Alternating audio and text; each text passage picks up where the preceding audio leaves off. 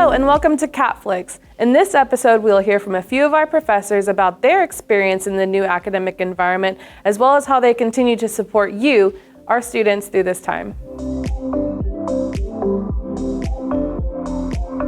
My name is Gabriel Cardenas, and right now I'm working as a director of advanced manufacturing, and I've been with Lone Star College about 6 years.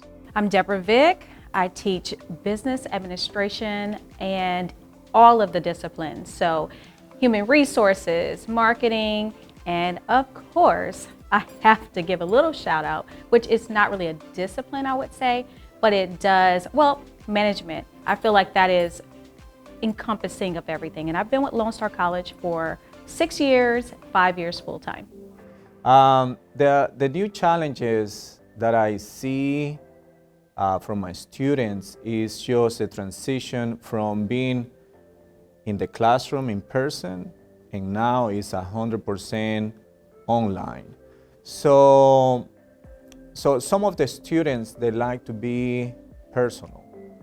And whenever those students,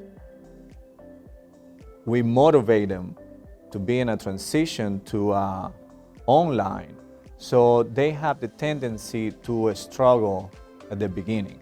But we have all the tools, we have all the resources for making that transition. We're not saying it's gonna be easy, but that transition is gonna be, we're gonna get to a point that the students, they're gonna get comfortable. I believe the biggest challenge that students has faced is access to technology. Time management has to be, they're neck and neck. And then I would say also the largest adaptation to change. So changing from what used to be the normal to what is now the new normal. Breathe. Know that it's going to be okay. Know that their faculty and staff is here to support them, to love on them, to give them support, to encourage them, to help them to be successful.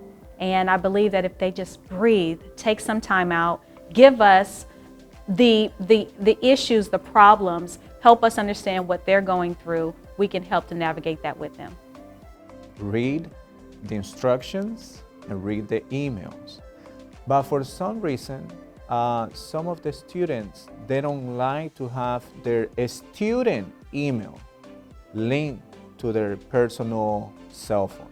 So I've seen that a lot of times. I'm like, why are you not getting my emails? And they're like, well, I forget to, you didn't send me any email. I'm like, yes, I sent you an email, but to your student email. So to answer your question is, the students have to be, they have to acknowledge that the way that we have to communicate is through emails. So if they are not in contact with the email, so we don't have a way of communication.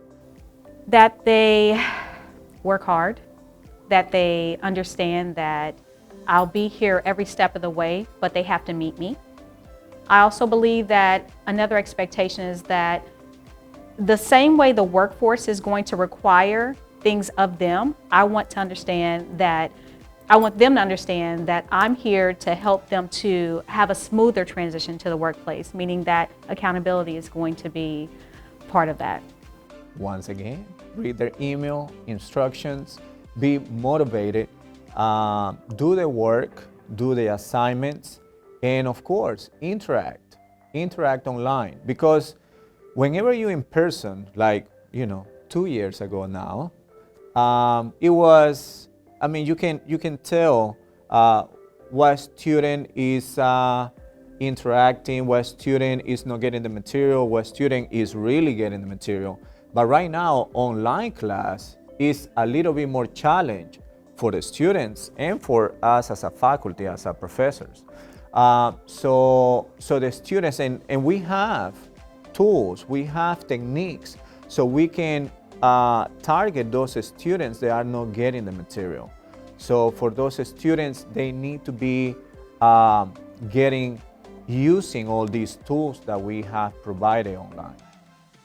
So I've done a couple things. Right before the pandemic started, I already thought about starting a YouTube channel, and I had recorded a ton of videos in the multimedia lab, and I was able to actually launch that, I think, 2 weeks after the pandemic started, and it was able to give the students that face-to-face that they really wanted. I also started a website, and so Debra Speaks and then Professor Vick, Quick Tips, they help the students to have resources to anything from finance to marketing to human resources to management, and even my videos on how to conduct themselves in class, but then also how they can navigate their course. So it worked out pretty good. Once again, we have a lot of resources online. We have D2L, and also as a professor, and this is not recommended for the faculty, but like I like to do something a little bit more informal. So I motivate my students to make a chat room so we all can be in that room. So now they don't have the pressure that I'm going, they misspell or something. I'm not gonna be grading.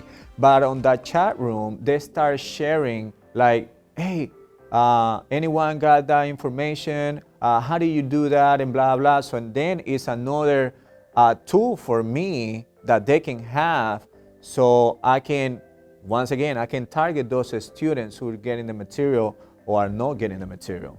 And what I love about that one is that it's informal. And the students, they know I'm there, they know I'm reading it, but they know I'm not gonna be grading it. So they are more open. They're not afraid to ask questions. The best reward as an educator is being able to help people. And I believe that when we help the community, we help everything that we touch, and then it just keeps on spreading. And so one thing that has happened is that I have students who now come back after they graduate and say what they're doing and how they're now helping people. So that legacy lives on, and a sense of community is always there. To see a student that for the first time and that they have no idea what to do, they have no idea what's gonna happen for them down the road in 2, 4, 6 years, and that they are struggling. And what I enjoy is to see, like at the beginning of this interview, we started with the transition. So we can see the transition of this student from the first day, and then you can see this student start growing